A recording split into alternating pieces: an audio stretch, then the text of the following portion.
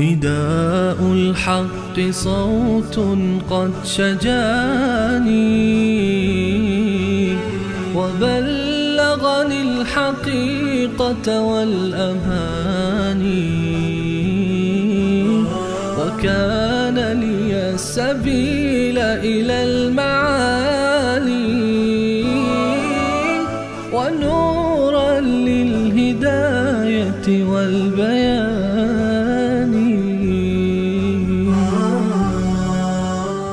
أعوذ بالله من الشيطان الرجيم. بسم الله الرحمن الرحيم.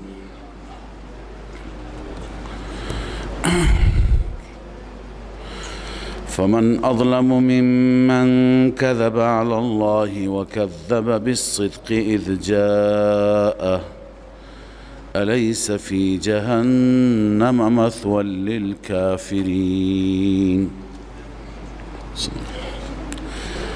تمام مطالب گذشته که ما خواندیم همه این مطالب قرآنی هستند.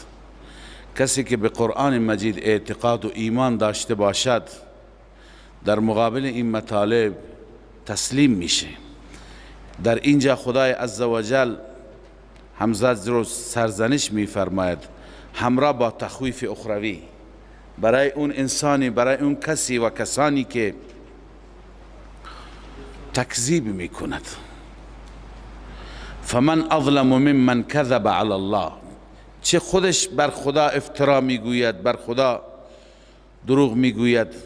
من کذب علی الله یعنی شرک میکند، خرافات میکند و نسبت به خدا میده، میگه خدا گفته.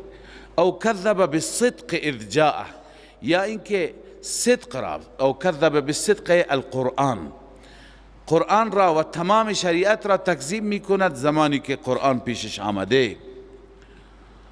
این انسان جایگاهش کجاست؟ الله به وسیله استفهام الیس فی جهنم مثوى للکافرین که به معنای اثبات هست. آیا جهنم جایگاه، در جهنم مال کافرین نیست و در جهنم جایگاه کافرین نیست؟ چرا نیست؟ بله هست. چنین کافرینی که قرآن خدا را، کتاب خدا را انکار می کنند. والذی جاء بالصدق وصدق به، در مقابل این کافرین بیان حال مؤمنین. الله می فرماید آنانی که جاء بالصدق، اون کسی که صدق آورده. مراد از والذی جاء بالصدق رسول الله صلی الله علیه وسلم است. چنانچه می فرماید الموصول عبارت عن رسول الله صلی الله علیه وسلم.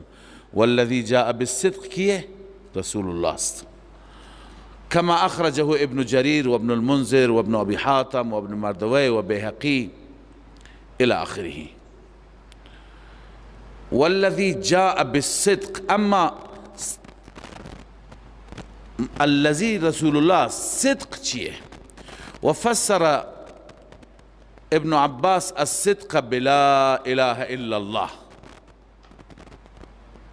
صدق را تفسیر کرده بلا اله الا الله، یعنی اون شخصیتی که توحید آورد، حامل پیام توحیدی است، حامل پیام لا اله الا الله است و صدق به و تصدیقش کرد. در ادامه همین آلوسی نوشته والمؤمنون داخلون بدلالت السیاق و حکم التبعیه. این والذی جاء چون بشارت برای رسول الله آمده، مؤمنین هم داخل هستند، چون مؤمنین به تبع رسول الله هم حامل توحیدند، هم دعوتگر به سوی توحید هستند و هم تصدیق کنندگان هستند. صفاتی که برای رسول الله بیان شده. لذا الله می فرماید اولئک هم المتقون، این نتیجه دنیوی هست. در دنیا اینا اسمشون است متقین، و در آخرت چه خبره؟ لهم ما یشاءون عند ربهم، این نتیجه اخروی هست. هرچی که بخوان نزد پروردگار برایشون هست. ذالک جزاء المحسنین، این جزای مخلصین است. بنده عرض کردم که محسنین دو معنا میتونه داشته باشه در قرآن مجید. محسنین به معنی نیکوکاران، کسانی که کار نیک میکنند، اما بیشتر در قرآن محسنین در مقابل منافقین استفاده شده. منافقین اونهایی که برای ریا میکنن، محسنین اونهایی که با اخلاص. پس مخلصین این هست پاداش نیک مخلصین. لیکفر الله عنهم اسوأ الذی عملوا، این نتیجه و حاصل عمل کردشون است. لام هم لام عاقبت است، یعنی نتیجه و عاقبت این خواهد شد که الله کفاره می فرماید از آنان اسوأ الذی. این اسوأ خالی از تفضیل است. در بسیاری از قرآن مجید، مواقع قرآن مجید اسم تفضیل ذکر شده خالی از معنی تفضیل. نه، معنیش این نیست که اسوأ را خدا کفاره میکنه، سو را کفاره نمیکنه، بدترین اعمال را کفاره میکنه اما اعمال بد را نمیکنه. نه، مطلقاً اعمال بدشون را الله کفاره میکند، یعنی محو میکند. الذی عملوا و یجزیهم اجرهم باحسن الذی کانوا یعملون، و الله پاداش میده. این احسن هم مثل همون پاداش میده اعمال نیکی که آنها انجام دادند. تمام اعمال نیکشون را الله عزوجل پاداش میده.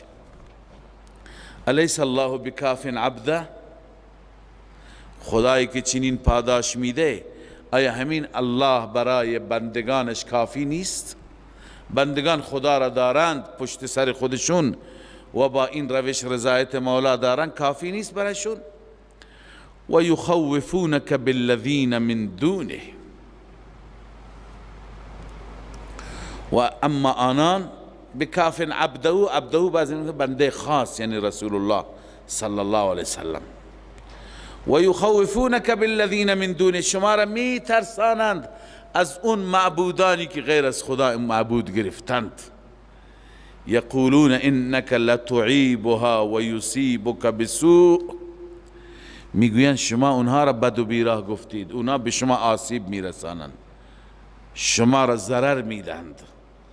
الله میفرماید که اصل اینا گمراهند. دلیل اصلی و من یضلل الله فما له من هاد، هر کسی را که الله گمراه کند نیست برای او هیچ هدایتگری، هیچ کسی که راهنماییش بکند. اینا گمراهند که از هر چوب و از هر سنگ و از هر چی میترسند، و شما را هم میترسانند که بترسید، این خدایان خطرناکند. و من یهد الله فما له من مضل، هر کسی را که الله هدایت کند نیست برای او هیچ گمراه کننده.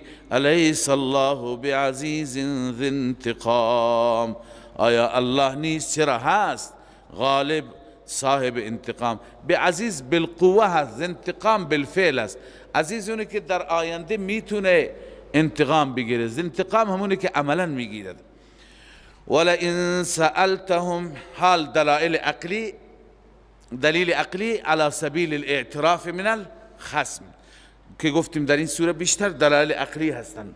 ولئن سألتهم، اگر از آنان بپرسی من خلق السماوات والارض، چه ذاتی چه هستی آفرید آسمان ها و زمین را، لیقولن الله، حتما خواهند گفت الله.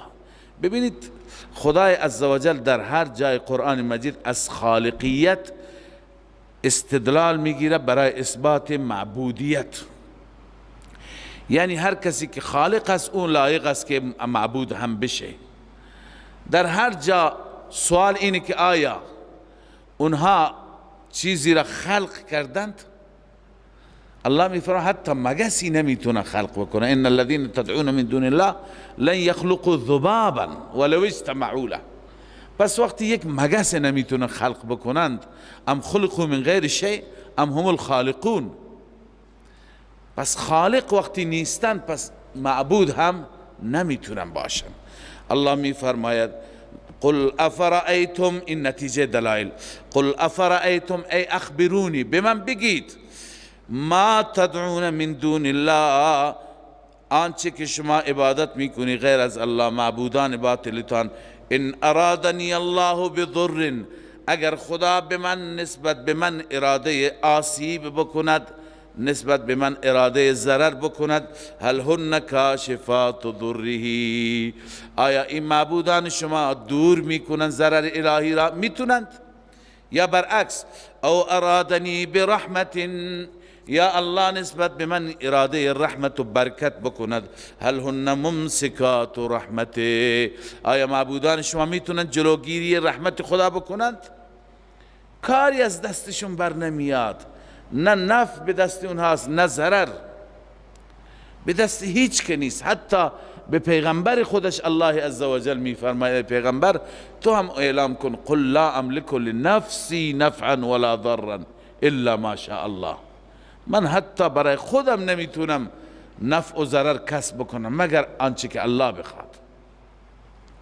پیغمبر خدا صلی الله علیه وسلم چندین جا برای نفع میره ضرر میکنه.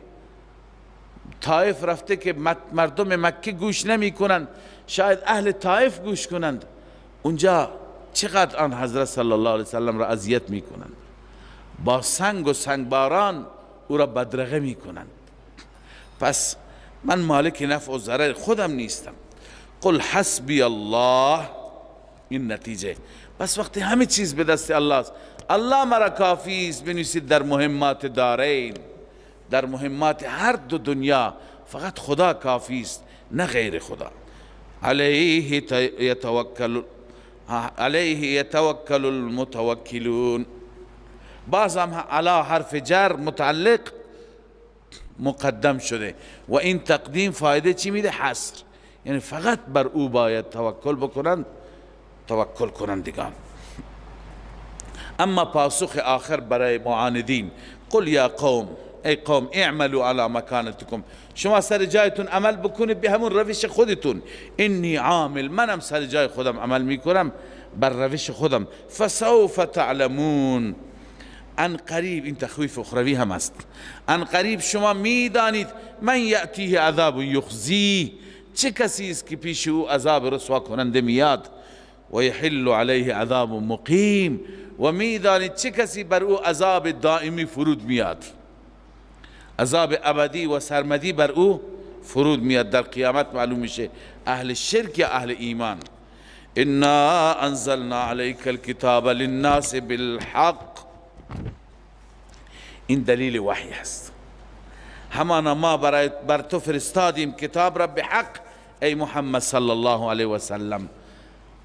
اما کسانی که از کتاب درست استقبال بکنند، درست استفاده بکنند، هدایت بگیرند، به نفع خودشون است. فمن اهتدى فلنفسه، هر کسی که هدایت بشه، راه هدایت را از کتاب بگیرد، دریافت کند، به نفع خودش. و من ضل فانما یضل علیها، هر کسی گمراه بشه جز این نیست که گمراهی بر علیه خودش. و ما انت علیهم بوکیل، تو نیستی بر اونها ضامن، یعنی ضامن که چرا هدایت نشدند تو باید پاسخگو باشی. نه خیر، کار شما بلاغ بود و بس، شما بلاغتون را انجام دادید، ان علیک الا البلاغ. الله یتوفى الانفس حین موتها والتي لم تمت، دلیل دیگری برای اثبات توحید و در این دلیل بیان قدرت رب العالمین است که ببینید خدای عزوجل چگونه ارواح شما را میگیرد. بعضی ارواح را موقتا میگیرد، بعضی ارواح و جانها را دائما میگیرد. مثلا انسان که میمیرد، خواب هم نمونه هست از مرگ. روح انسان در واقع قبض میشه، معلوم میشه که روح چیزی دیگه هست، نفس چیزی دیگه هست، با هم اینها تفاوت دارند. یسألونک عن الروح قل الروح من امر ربی. روح گاهی در خواب هم میره، پرواز میکنه، جاهای سیر میکنه. گاهی انسان بیادش هست کجا رفته، گاهی بیادش نیست. لذا الله می فرماید الله یتوفی الانفس حین موتها. الله کاملا میگیرد انفس را به وقت موت، کامل میگیره، نه روحی میمانه نه نفسی میمانه. والتی لم تمت، و همچنین میگیرد اون انسانی که لم تمت نمرده، فی منامها، در خواب روحش را میگیرد. وقتی که روحش را در خواب میگیرد، فیمسک التی قضى علیها الموت، نگه میدارد اونی را که بر او مرگ فیصله شده. بعضی اصلا تو خواب وقتی که پرواز میکنند روحشان دیگه بر نمیگردند. و یرسل الاخرى الى اجل مسمى، دیگری را دوباره میفرستد تا مدت معین، 10 سال دیگه زنده باش، 5 سال دیگه، 20 سال دیگه.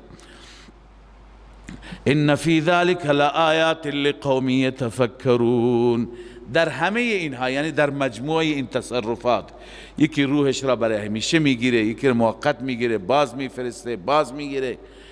این آیات و نشاناتی است برای کس اهل تفکر، اهل تدبر، کسانی که بیاندیشند، به حقیقت پی میبرند.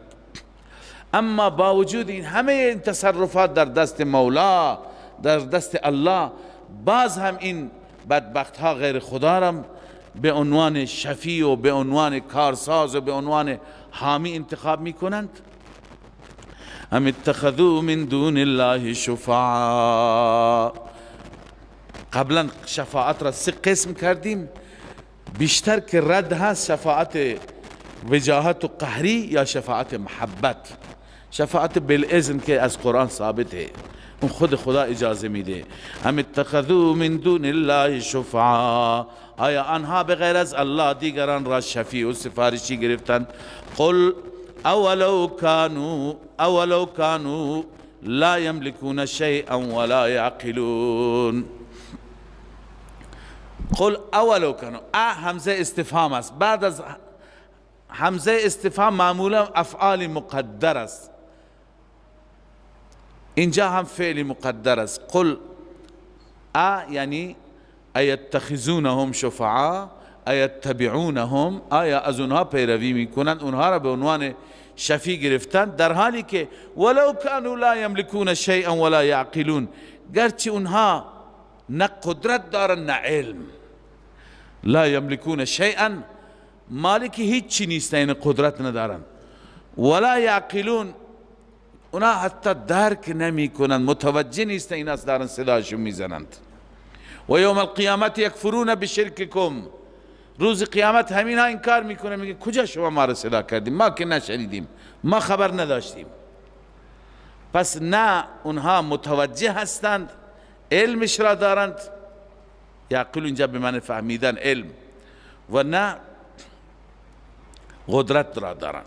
قل لله الشفاعت جمیعا، بگو تمام اختیارات شفاعت هم مال خداست، شفاعت بالاذن است. روز قیامت خدای عزوجل بعضی از بندگانش را اعزاز می فرماید، انبیا را، اولیاء را، شهدا را، صالحین را، علما را، مؤمنین را، حتی عموم مؤمنین. حدیث براتون خواندم که آخر بعد از اینکه مؤمنین درباره رفقایشون، دوستایشون که در جهنم افتادن میگن خدایا اینا در دنیا با ما بودن، در کنار ما بودن، نماز میخواندن، روزه میگرفتن، اما بنابر اشتباهات الان تو جهنم هستن.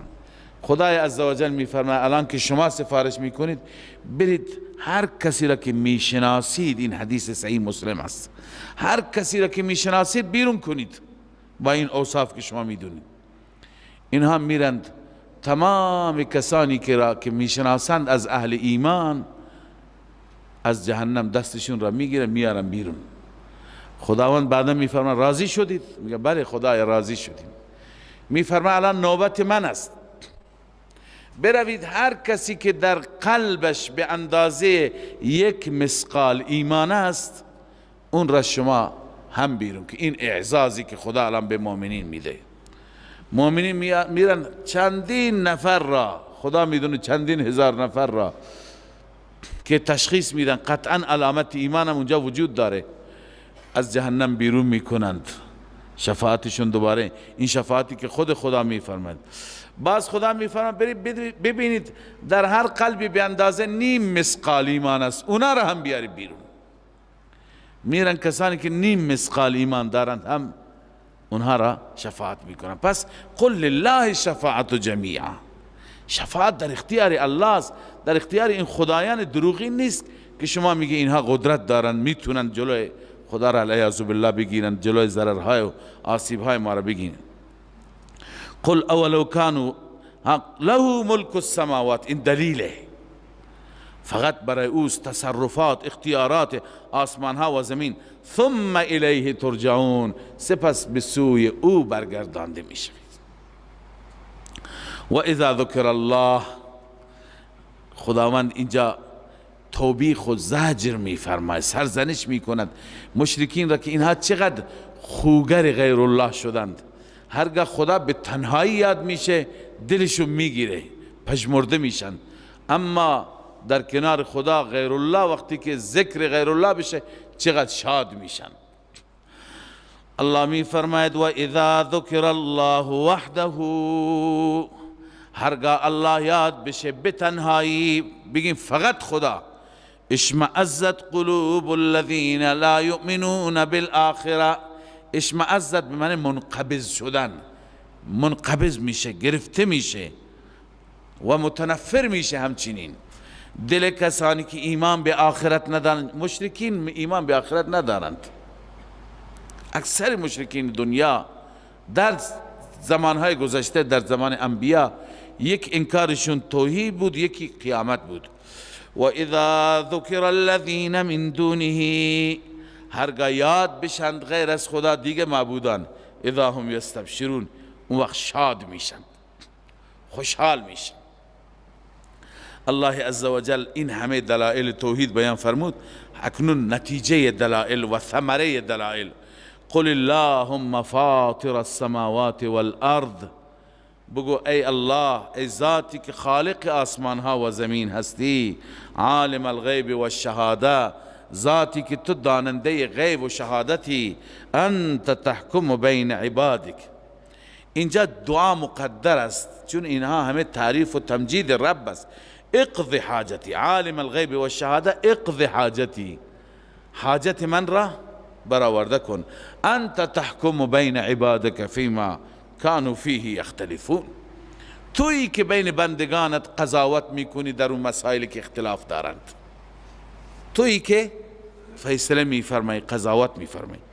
این دعا را اگر حفظ نداری حفظ کنید. یکی از بهترین مناجات و صفات رب العالمین تو این هست که انشاءالله در مقبولیت بقیه دعاهای شما خیلی مؤثر است. تو حدیث صریح آمده، عبدالرحمن بن عوف رضی الله تعالی عنه می فرماید روز خدمت ام المؤمنین عایشه رضی الله عنها رسیدم، پرسیدم رسول الله نماز تهجد را با چی شروع می کرد؟ ایشون فرمود وقتی که برای تهجد بلند می شد این دعا را می خواند: اللهم رب جبرائیل و میکائیل و اسرافیل فاطر السماوات والارض عالم الغیب والشهاده انت تحکم بین عبادک فیما كانوا فیه یختلفون. بخشی زمین آیه هست: اهدنی لما اختلف فیه من الحق باذنک انک تهدی من تشاء الى صراط مستقیم. این در روایت عایشه رضی الله عنها است. اما سعید بن جبیر می فرماید در قرآن مجید آیه‌ای هست هر کسی اون را بخواند، همین آیه را فرمود، هر کسی اون را بخواند بعد از اون هر دعایی بکنه دعایش مقبول میشه انشاءالله. بعدا این آیه را خواند. پس همینه. قل اللهم فاطر السماوات والارض، بگو اللهم، از اینجا بخوان اللهم فاطر السماوات، بار الها، ای خدایی که خالق آسمان ها و زمین هستی و ای خدایی که داننده غیب و شهادت هستی، انت تحکم بین عبادک، تویی که داوری و قضاوت میکنی بین بندگانت، فیما کانوا فیه یختلفون، در آنچه که اختلاف دارند. پس ای خدای بزرگ اقض حاجتی، فلان حاجت من را برآورده بفرما. خب این نتیجه دلایل گذشته بود، این اوصاف. ولو ان للذین ظلموا ما فی الارض جمیعا و مثله. خداوند تخویف اخروی بیان می فرماید، یعنی مشرک هر چی فدیه بده در روز قیامت ازش پذیرفته نمیشه.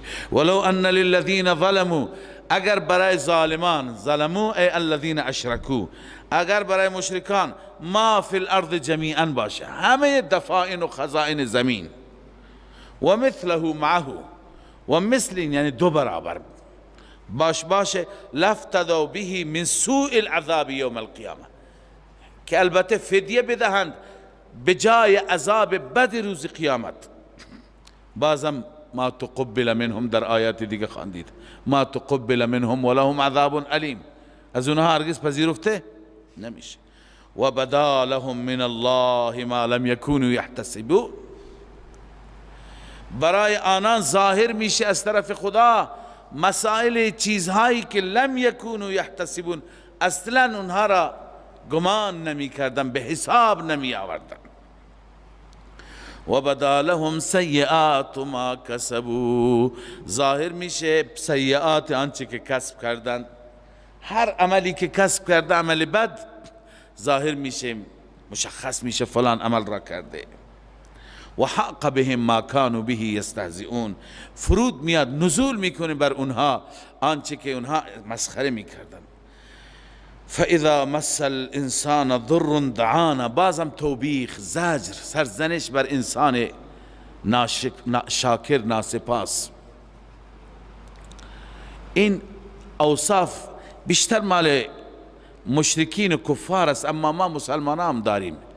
گاهی به مشکل مواجه میشیم، چنان نماز میخوانیم، چنان عبادت میکنیم، چنان نیایش میکنیم که نگو، اما وقتی مشکل ما حل میشه خدا را فراموش میکنیم. بنده میشه تعریف میکنم، یک عزیزی برای حضرت شیخ الاسلام تعریف کرده بود، الله مغفرتش بکنه، انسان بسیار صالحی بود و رفته از این دنیا. شیخ میفرماند، میگفت که من یه وقتی در زندان به صورت اشتباهی حکم اعدام براش صادر شده بود، بعدا اعدام نشد، معلوم شد بیگناه است. میگه در انتظار اعدام من هر روز که نماز میخواندم، چنان نمازی میخواندم که بعد از اون که آزاد شدم دیگه نتونستم مثل اون نماز بخونم. حتی حرمین رفتم، هر کاری کردم همون نماز را بخوانم با اون حضور قلب، با اون خشوع، میگه نتونستم. انسان همینه، وقتی که به مشکل گرفتار میشه خوب الله را عبادت میکنه، اما انسان وقتی که از اون حالت، از اون مخمسه در بیاد، فراموشکاره. کاش انسان بازم تکلف میکرد، سعی میکرد، ولی اکثرا خدا فراموش. الله می فرماید فاذا مس الانسان ضر دعانا، هرگاه به انسان آسیبی برسد ما را فرامی خواند، ثم اذا خولناه نعمتا منا، سپس هرگاه ما بهش عطا کنیم نعمتی از جانب ما، اینقدر مغرور میشه، گویا دیروز مشکلی نداشت. قال انما اوتیته علی علم، این نعمت به من داده شده بر اساس علمی که من داشتم. تدبیر تانوی رحمه الله گفته، تدبیر و زرنگی که من داشتم، برنامه‌ریزی خوبی که من کردم، غافل از این که خدا بهت داده. بل هی فتنة، الله میفهمد بلکه این امتحانی هست، ولكن اکثرهم لا یعلمون، اما اکثر مردم نمیدانند که چگونه در امتحانات الهی واقع میشوند. بله، قد قالها الذين من قبلهم، عیناً همین جمله را گفتند کسانی که قبل از اینها بودند. کی بود این جمله آشناس؟ این جمله کیه؟ انما اوتیتو علی علم. قارون را گفتن که خب در راه خدا مالت را خرج کن. قال انما اوتیتو علی علم عندی، این مال را من با مهارت و علمی که داشتم، زرنگی که داشتم به دست آوردم. الله می فرماید به قارون اشاره می کند قد قالها الذين من قبلهم، همین جمله را گفتن کسانی که قبل از اینها بودن. فما اغنى عنهم ما كانوا یکسبون، کسبشان عمل کردشان به آنان هیچ سودی نبخشید، دفع نکرد از اونها عذاب را. به این معنا عذاب را از اونها دفع دور نکرد. فاصابهم سیئات ما کسبوا، به آنان رسید جزای بد آنچه که کسب کردند. سیئات همون جزای بد است. والذین ظلموا، الان این مشرکین مکه از اونها بهتر نیستند، اینها مگر مثل اونها عمل بکنند همون خواهد بود. الله می فرماید والذین ظلموا من هؤلاء، آنانی که ظلم کردند از اینها، یعنی از مشرکین مکه، سیصیبهم سیئات ما کسبوا، ان قریب جزای آنچه که کسب کردند جزای بدش به آنان میرسد. و ما هم بمعجزین، اینها عاجز کنندگان خدا نیستند که در برند، فرار بکنند، مخفی بشند. نه، الله اینها را، الله عالم الغیب است، اینها را میارد در میدان محشر. اولم یعلموا ان الله یبسط الرزق لمن یشاء و یقدر. دلیل دیگری که در این دلیل هم بیان قدرت رب هست و هم بیان این است که ملاک برتری انسان بر مال نیست، تقسیم مال بر اساس حکمتی است که الله در نظر گرفته. آیا اینها نمیدانند که الله فراخ میکند رزق را برای هر کسی که بخواهد و یقدر تنگ میکند. ان فی ذلک لآیات لقوم یؤمنون، همانا در این آیات و نشانات است برای قومی که ایمان داشته باشند. قل یا عباد الذین اسرفوا علی انفسهم لا تقنطوا من رحمت الله. این بازم ترغیب به سوی توحید است. شاید برای شما این تعجب باشد که هر مسئله را با توحید ربط میدیم. کجا این درباره توحید؟ درباره گناهان است، ولی وقتی که شأن نزولش را نگاه میکنیم میبینیم درباره توحید است. در شأن نزول این آیه آوردن، گرچه ما شأن نزول بیان نمی کنیم تا فهم آیه مقصور نشه به همون مورد خاص، به همون جریان خاص، ولی گاهی به خاطر اینکه بدانیم که اصل جریان چی بوده باید بیان بشه. مشرکین مکه یه روزی گفتند، تو روایت ها می آید، یه روزی گفتند که محمد ما را میگه ایمان بیاورید. از یک طرف میگه که هر کسی انسان کشته بخشیده نمیشه، هر کسی زنا کرده بخشیده نمیشه، هر کسی شرک بکنه بخشیده نمیشه. باز به ما میگه ایمان بیاورید. خب ما که امکان نداره بخشیده بشیم. الله میفرماید که شما به سوی خدا بیایید، توبه بکنید، ناامید نباشید، هر چی گناه داری بخشیده میشه، فقط بیایید ایمان بیارید، از شرک دست بکشید. قل یا عبادی الذین اسرفوا علی انفسهم، اعلام بفرما ای بندگان من، آنانی که ظلم کردید بر خودتان به دلیل شرک و کفر. الا اسراف را ما به معنی عام میکنیم، شرک هم اسراف، بقیه گناهان هم اسراف و زیاده روی هستند. لا تقنطوا من رحمت الله، از رحمتهای الهی ناامید نباشید. ان الله یغفر الذنوب جمیعا،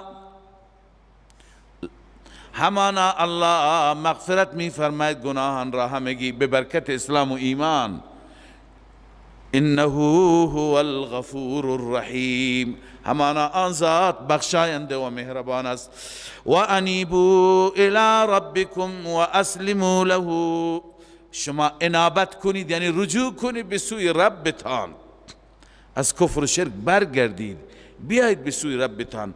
و اسلموا له من قبل، تسلیم بشید برای پروردگار، من قبل ان یأتیکم العذاب، قبل از اینکه عذاب بیاید، قبل از اون برگردید، بازگشت داشته باشید. ثم لا تنصرون، سپس شما یاری نمی شوید. نفی شفاعت قهری، شما یاری نمی شوید بعد از اینکه عذاب آمد، لذا بهتر قبل از اون شما برگردید.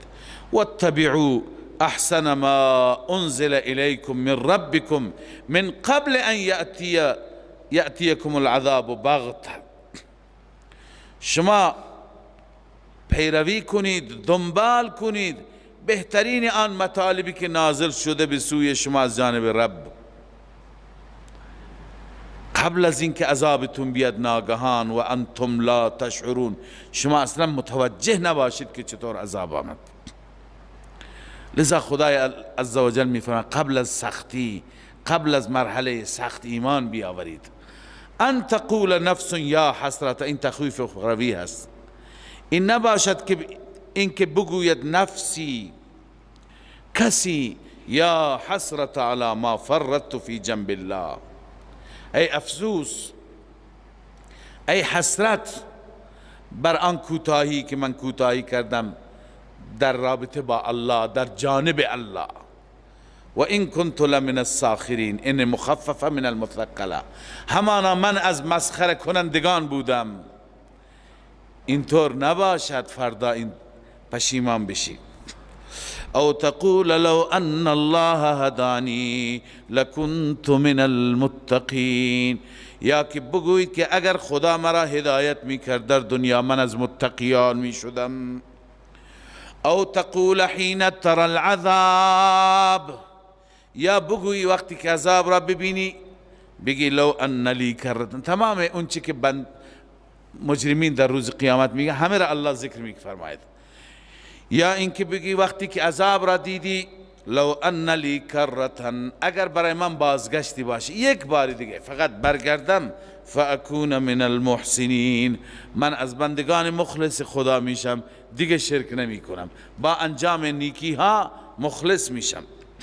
الله میفرماید این فرصت هایی که تو تمنا میکنی همه فرصت ها به داده شد، چرا استفاده نکردی؟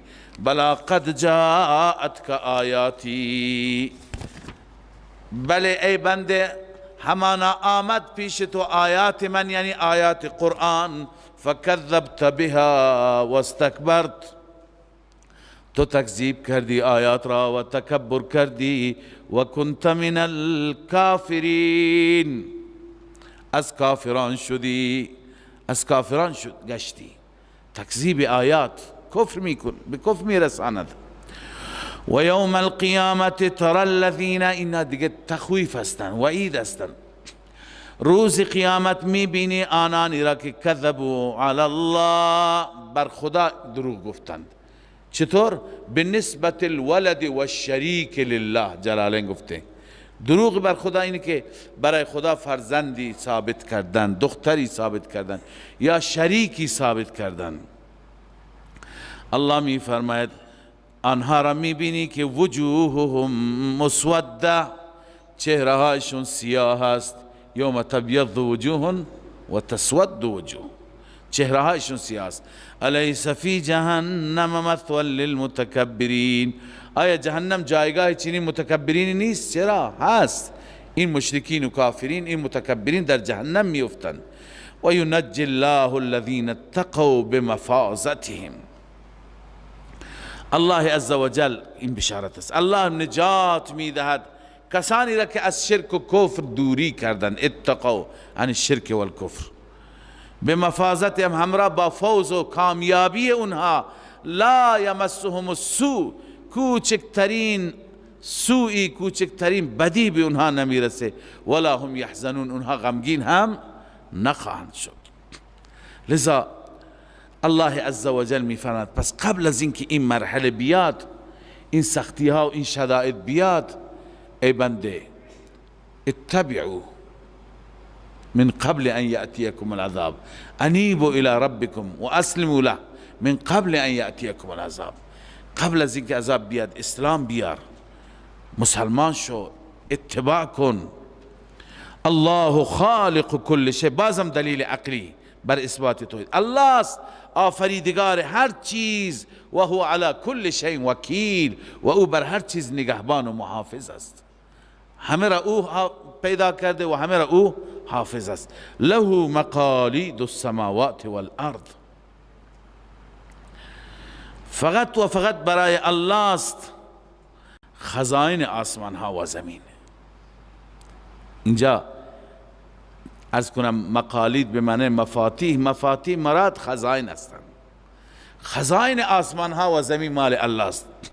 البته در بعضی روایت ها داریم که اگر شما میخواهید مقالید السماوات والارض را داشته باشید، مقالید سماوات ارض سبحان الله والحمد لله ولا اله الا الله والله اکبر هست که اینها هر یکی ذکر و کلمات توحیدی هستند. تنزیه و تقدیس و پاکی الله عزوجل تو این هست. لذا له مقالید السماوات والارض، خزائن آسمان ها و زمین به دست الله است. والذین کفروا بآیات الله اولئک هم الخاسرون،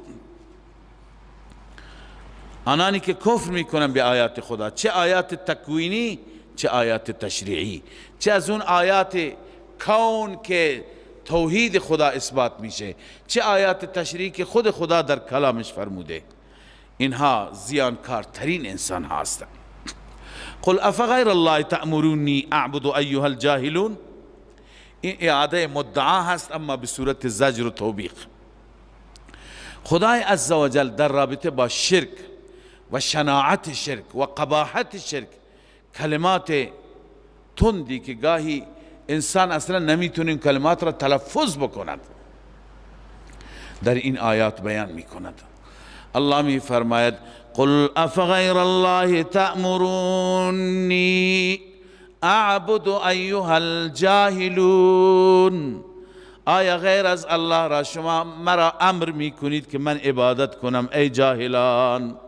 شما از من انتظار دارید من محمد صلی الله علیه وسلم بیام در مقابل غیر خدا کرنش بکنم، عبادت کنم، در حالی که ببینید چه وحی به سوی محمد آمده. ولقد اوحی الیک، این را میگن دلیل وحی، همانا وحی شده به سوی تو ای محبوب خدا. و الی الذین من قبلک، اختصاص به رسول الله ندارد، تمام کسانی که قبل از تو بودند.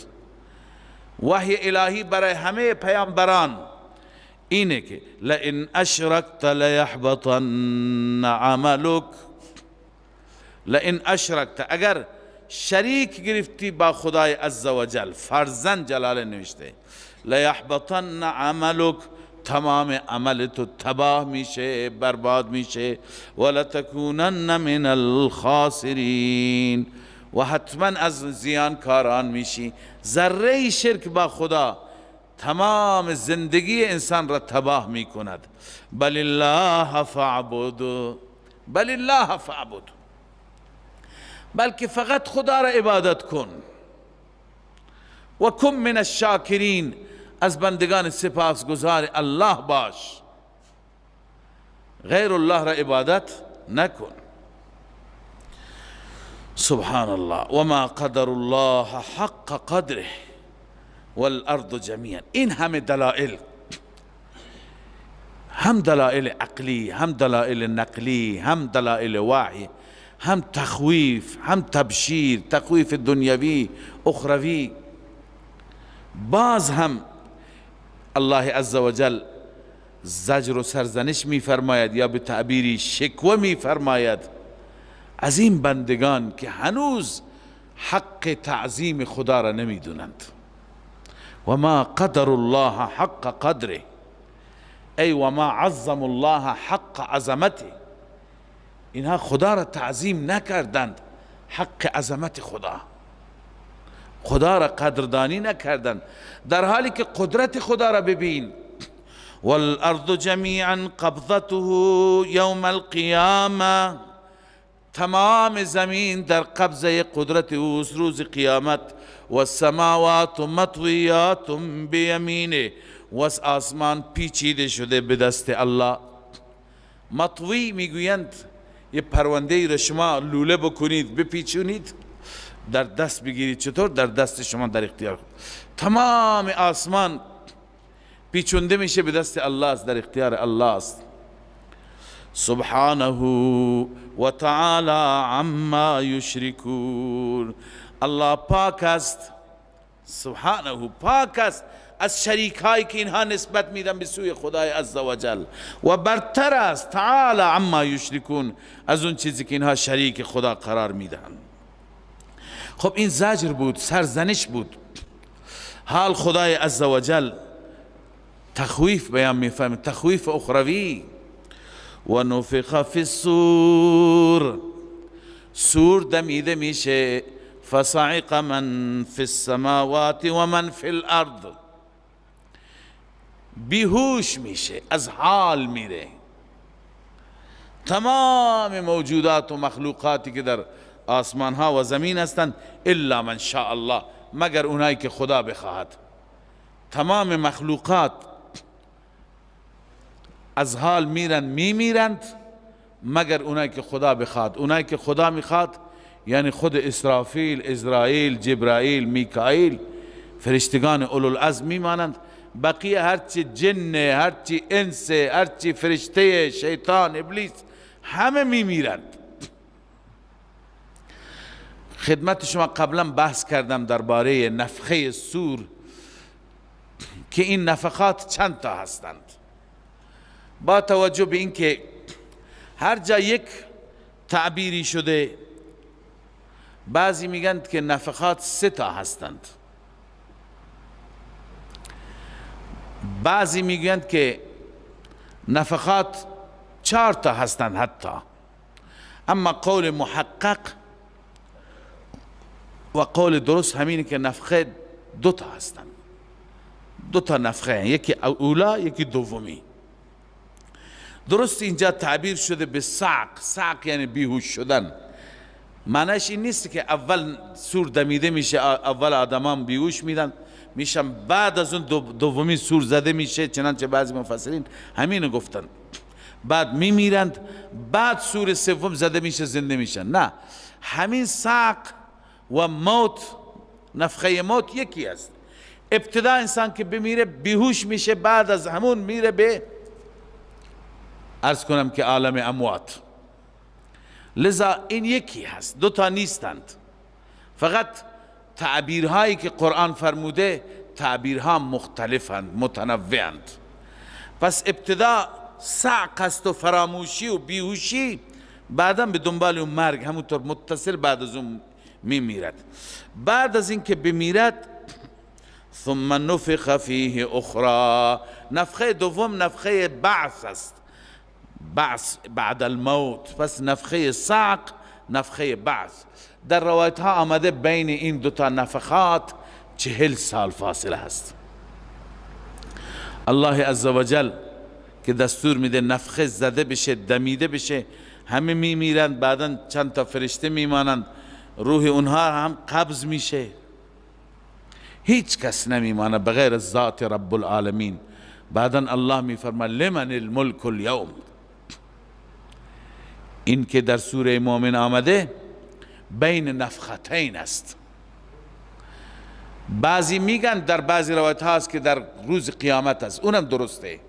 مفسرین تطبیق نوشتن هر 2 بار خدا میپرسه.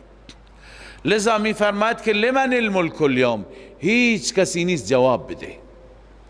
الله خودش میگه لله الواحد القهار. بنابراین این نفخه اولاست. ثم نفخ فیه اخرى،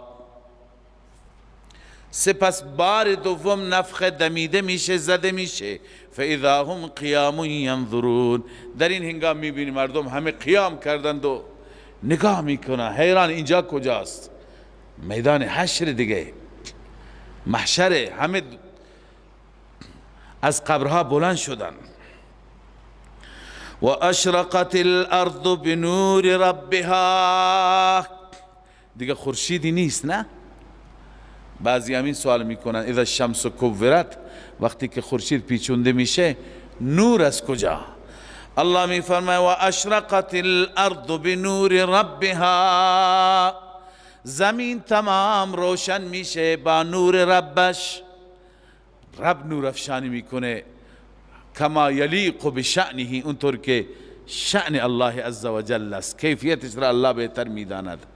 از مغیبات هست که ما ایمان بهش داریم ندیدیم. و وضع الکتاب، الله می فرماید ترازو گذاشته میشه، یا نامه اعمال و پرونده های همه انسان ها. و جیء بالنبیین، و انبیاء آورده میشوند. انبیاء بیایید و شهدا و همه شهدا. شهدا یا گواهان، چون که فرشتگان هم شهید هستند، نه؟ روز قیامت فرشتگان میان شهادت میدن. در سوره قاف شما خواندید قال قرینه هذا ما لدی عتید. خدای این پروندهش آماده هست، من نوشتم، پروندهش را تکمیل کردم. هر چی که در زندگی داشته گواهی میده. و قضی بینهم بالحق، به حق فیصله میشه، ظلم نمیشه بر هیچ کسی. هر کسی هر کاری کرده فیلمش بهش نشون داده میشه. و هم لا یظلمون، بر این انسان ها ستمی صورت نمیگیرد. و وفیت کل نفس ما عملت، به صورت کامل داده میشه به هر نفسی آنچه که عمل کرده، به جزای عملش و به کیفر عملش میرسد. و هو اعلم بما یفعلون، آن ذات بهتر میداند که بندگانش چه کردند. نسبت به اعمال بندگان، عمل کرده بندگان، او بهتر خبر دارد. بالاخره بندگان دو گروه میشوند، دو زمر میشوند. این سوره را به همین خاطر زمر میگویند، به معنی گروه بندی میشه. گروه اول وسیق الذین کفروا الى جهنم زمرا، سوق داده میشوند، برده میشوند آنانی که کفر کردند به سوی جهنم. زمرن یعنی گروه، دسته میکنند اونها را به سوی جهنم میبرند. حتی اذا جاءوها فتحت ابوابها، حتی وقتی که اینها به اون جهنم میآیند و بر ورودی جهنم قرار میگیرند، فتحت ابوابها، درهای جهنم کشوده میشه، درهای جهنم را باز میکنند خزنه داروغها. و قال لهم خزنتها، زجر روحی هم میدن این جهنمی‌ها را. خزنه میپرسن شما چرا؟ مگر پیش شما رسول خدا نیامد؟ شما را از این روز انذار نکردند، نترسوندند؟ و قال لهم خزنتها الم یأتکم رسل منکم، آیا از وجود خود شما، از میان خود شما انسان ها رسول نیامد که یتلون علیکم آیات ربکم، بر شما بخوانند آیات ربتان را، و ینذرونکم لقاء یومکم هذا، و شما را بیم بدهند، بترسانند از ملاقات این روز. مگه نیامدند؟ قالوا بلا، اونا میگن چرا نه، آمدند. خب علت چیه؟ الله میفرماید ولكن حقت کلمت العذاب علی الکافرین، دیگه تقدیر الهی است، کلمه عذاب ثبت شده، نوشته شده بر کافرین، باید کافرین عذاب ببینن. قیل ادخلوا ابواب جهنم، به این مجرمان گفته میشه وارد بشید، وارد درهای جهنم. خالدین فیها، برای همیشه در این جهنم میمانید. فبئس مثوى المتکبرین، جایگاه این نوع متکبرین که در دنیا ابا کردن، تکبر کردن از سجده خالصانه رب، جایگاه بسیار بدی هست. خب این گروه اول است، اهل کفر، اهل شرک، اهل نفاق. وسیق الذین اتقوا ربهم، الله می فرماید سوق داده می شوند، برده می شوند آن انسان هایی که اتقوا ربهم، از ربشان ترسیدند. ای اتقوا عن الشرک والکفر والمعاصی، از همه گناهان، شرک، کفر، معاصی، از اینها دوری کردن، از رب ترسیدند. اینها سوق داده می شوند، برده می شوند الی الجنت زمرا، به سوی بهشت گروه برده می شوند، دسته برده می شوند. حتی اذا جاءوها و فتحت ابوابها، حتی وقتی که می آیند به اون بهشت، در حالی که و فتحت ابوابها، درهایش از قبل گشوده شده. عزیزان طلاب و اهل علم می دانند که این واو که اینجا اضافه شده، در اونجا اون جایی که ذکر جهنم بود واو نبود. حتی اذا جاؤها فتحت ابوابها، اینجا هست و فتحت ابوابها، یک واو اضافه داره. این یک واو بیانگر یک معنایی هست. اون اینه که از نظر ترکیب اون فتحت ابوابها جمله مستأنفه هست، یعنی جمله جدید با قبل ارتباطی نداره. وقتی که به در جهنم میآیند قرار میگیرند کفار، فتحت ابوابها، همون لحظه در براشون باز کرده میشه. اما اینجا واو که آمده، واو جمله ما بعد را با ما قبل ارتباط میده. واو جمله را حالیه میگرداند. جمله که حالیه بشه معنی این میشه وقتی که اهل بهشت به ورودی بهشت میآیند در حالی که از قبل درهایش باز شده، در حالی که از قبل باز شده. یعنی فرق رحمت و عذاب یا بهشت و جهنم اینه که درهای بهشت به اکرام مؤمنین، به اعزاز مؤمنین از قبل باز است و فتحت ابوابها.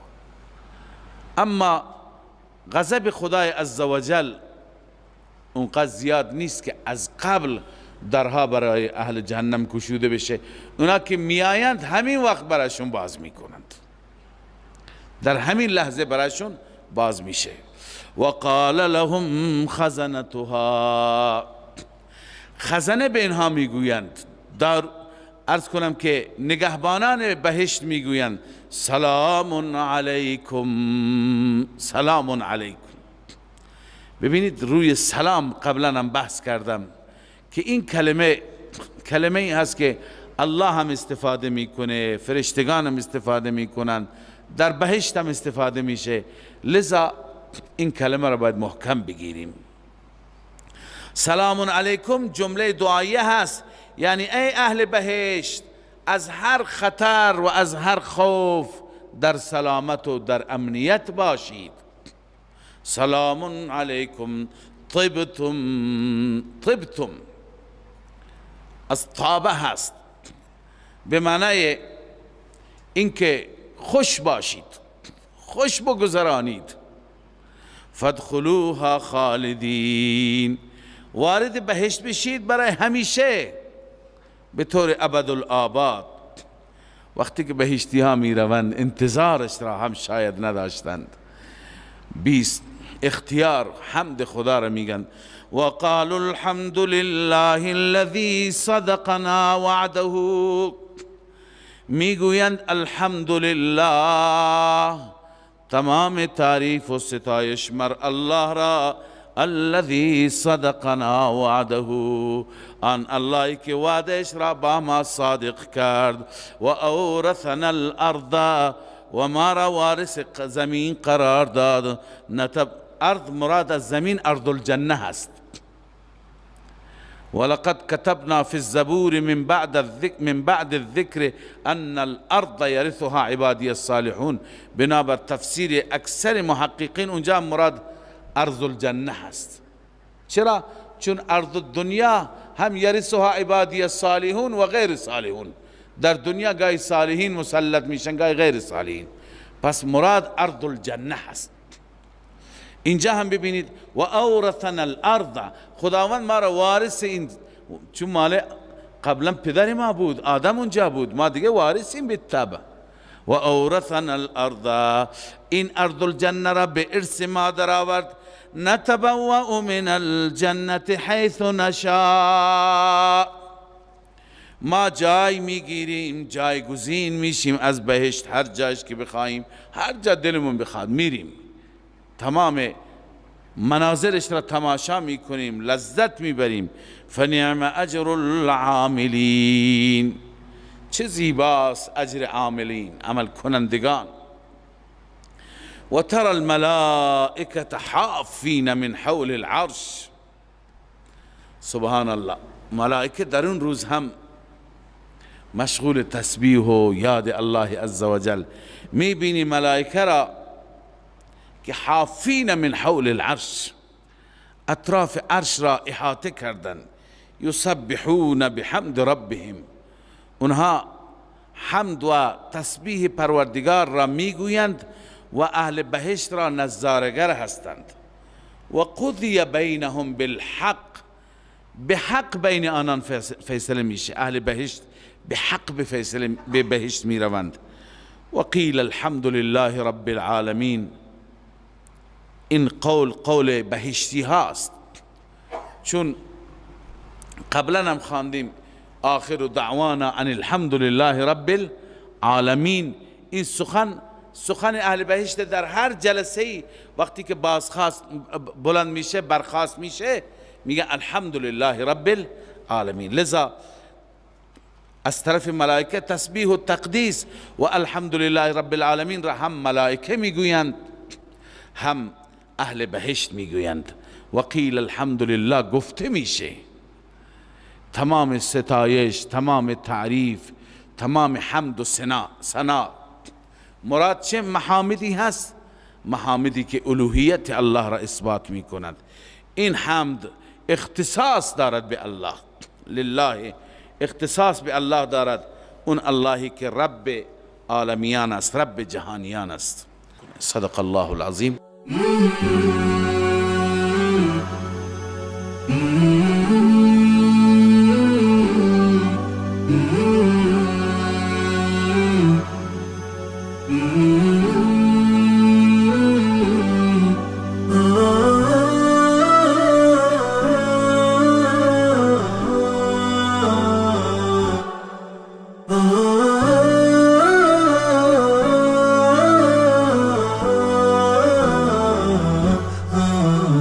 نداء الحق صوت قد شجاني وبلغني الحقيقة والأماني، وكان لي السبيل إلى المعالي ونورا للهداية والبيان.